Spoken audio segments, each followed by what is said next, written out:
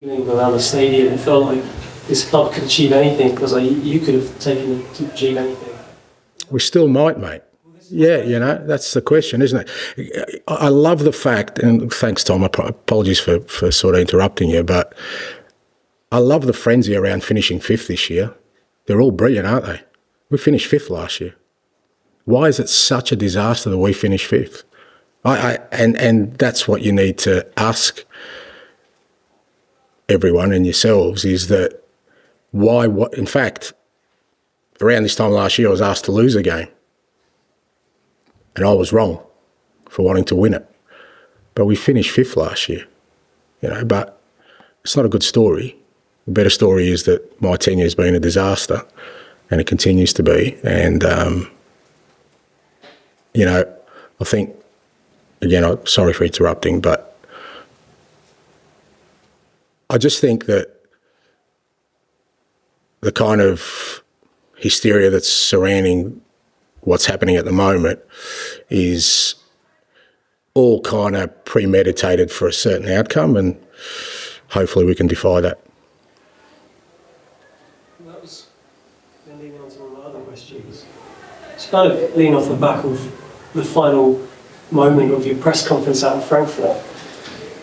And so I was down the mix side, but you said that unfortunately for some of you, you hang around a bit longer. I don't know if that's directed with the media or fans or what, but it wasn't directed towards fans, and there's a bit of irony there. I mean, do you guys not have a sense of humour? Yeah, seriously, what I want to get at is I sometimes sense this them and us mentality, as if people are against you, and I personally don't see that. I see a lot of celebration about the way you try and do things a bit differently compared to quote unquote robotic nature of the Premier League. Where does this kind of sense, if I've got it right, there's a them and us? And you're right, because there are plenty of people, including Tottenham supporters, who I still see every day or bump into, who are very, very supportive, even though they're very disappointed with the year we've had, with what I'm trying to do. Absolutely, and it's not. I don't think I feel like it's them against me. It's more about the club. I'm trying to change the perception of the club, and I do think there is a narrative around the club that a lot of most of the time I'm not talking about you blokes who are here regularly, because I think you guys kind of know me a little bit better, but I think there is this narrative of trying to set this club up for some sort of fall consistently, and that there is no sort of allowance for any kind of building of foundations for something a bit different than before. The one thing you do know is what doesn't work here. So, yes, I'm trying to do things very, very differently. Hasn't all worked out, for sure. Some of it's gone disastrously wrong. I accept that. But I said from the start, I think we needed to chart a different course if we were ever going to break the cycle that this club's been in. Bizarrely, we're still in that kind of position where we can do that. I've never taken it personally. I've never taken it as against me, even if it was against me. But I think there is a kind of narrative around, that this club is on has been on a downward spiral again, or going down the same rabbit holes it has in the past, where I just think this is totally different, and there's been very little acknowledgement of that. And some of it's just, like I said, me poking the bear a bit as well, mate, which, like I said, I get, maybe it's my Aussie humour, but it certainly gets lost a great number of times when I say things tongue-in-cheek. But again, I think if people seriously think that I would say to our supporters, you've got to put up with me for a little bit longer, it's just madness. That was never ever going to be the case. Just finally, you have to ask me a lot of questions. Yeah, go. That, but this period we're in, where there's stories coming out all the time about what's going on, what's going to happen, what's going to happen to you. Yeah. It feels like, looking back through your career, bit like uncharted territory, or have you been through this kind of situation where there's so much speculation, and obviously the scrutiny in the Premier League? Yeah. Have you? Is this a new experience? No, look, no, I've been in this situation. Well, I don't know, because I kind of. It's always funny because after I've left clubs, usually they'll say, there's always a story about how I was close to, where that was in my first job, South Melbourne, like 30 odd years ago. There are famous stories about a board meeting getting cancelled or I was supposed to get sacked, and now that's people telling me. I was oblivious to it, and maybe that's happened at, I don't know, whether Yokohama or Celtic, I don't know. But certainly the noise is greater. But again, I really think even that sort of noise is just there to kind of distract and take us away from what's important. I don't think there would be if you asked any Tottenham supporter what's the most important thing for them right now, who's going to be the manager next year or whether they win this thing, 100% of them would say, listen, just make sure we get ourselves the best opportunity to create some history.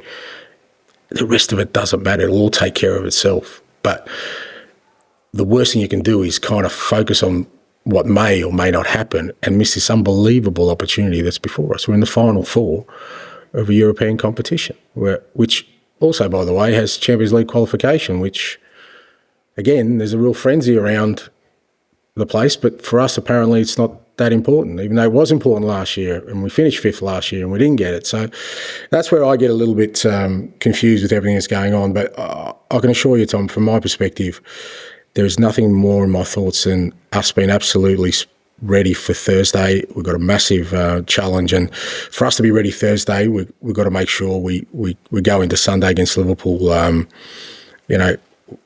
really clear-headed about what kind of performance we need to put on to make sure we're ready for Thursday. You've spoken quite a lot about the culture of the club and wanting to come in and change it. I suppose the question is, where do you feel you are with that? Because just listening to you talking to Tom now, it's easy to feel the frustration in your voice. Understandable. I just wonder where you feel you are generally with that mission. Yeah, well, I guess time will tell.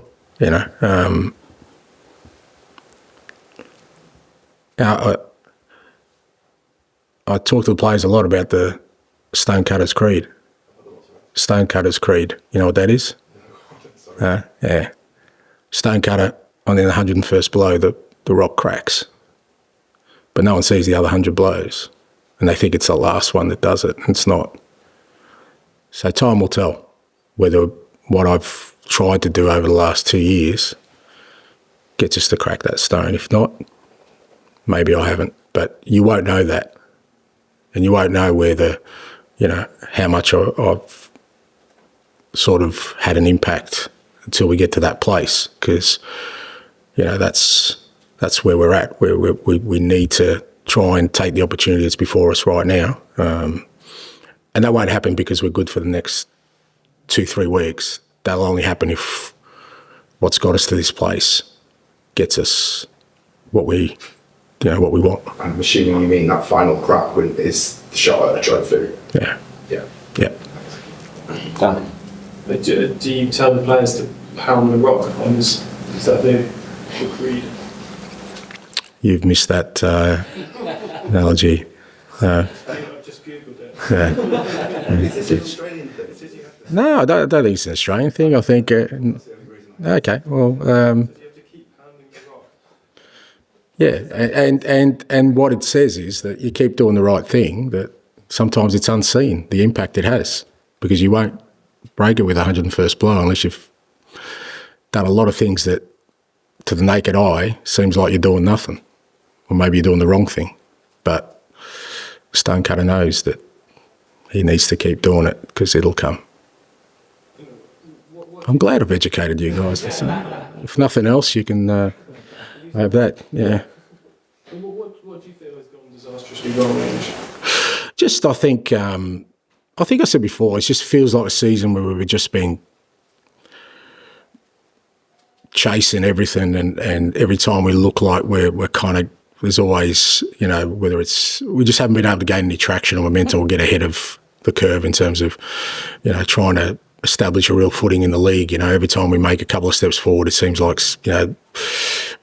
some of it's been self-inflicted in terms of, last week's a good point in case where we played really well, but our start was awful. So you lose another game, but it wasn't because we didn't play well. It's because we didn't get a great start. Other times it's just been stuff that's been out of our control, losing players with injury, with, key players for so it's just been, it just hasn't gone anywhere near as kind of, not to plan, because it never goes to plan, but like I said, where we felt like we're in a place where we can chart a course forward. And like I said, it seems like we've always been trying to plug holes here and there, or trying to get us to a certain place where we can, again, because within that context of everything that's happened in the league, we still had a very good Carabao Cup run. So there was still that to kind of, okay, we're up for that, then we gained some traction, but then the league sort of drags us down a bit again, and now it's in Europa. So, that it's fair to say that, there's no other kind of way to describe our season in the league as one that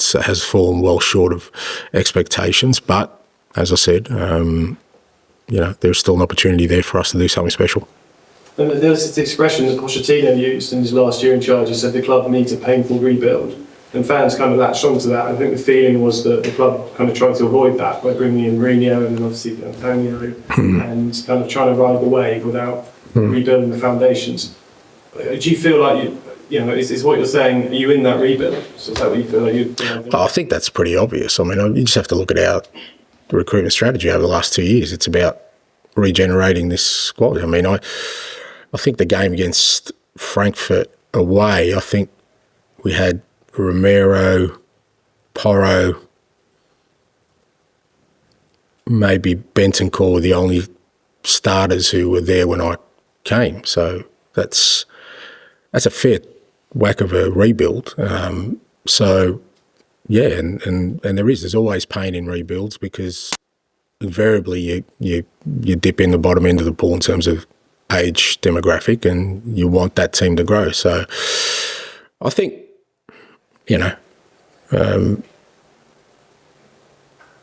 if we'd done this last year, we'd probably be paying the same price. But last year we kind of still had some experience in the group to get us through. Whereas this year, we obviously went young, which is the right strategy, I believe, because I think you've seen the growth in our young players that I just feel are so exciting for the years to come.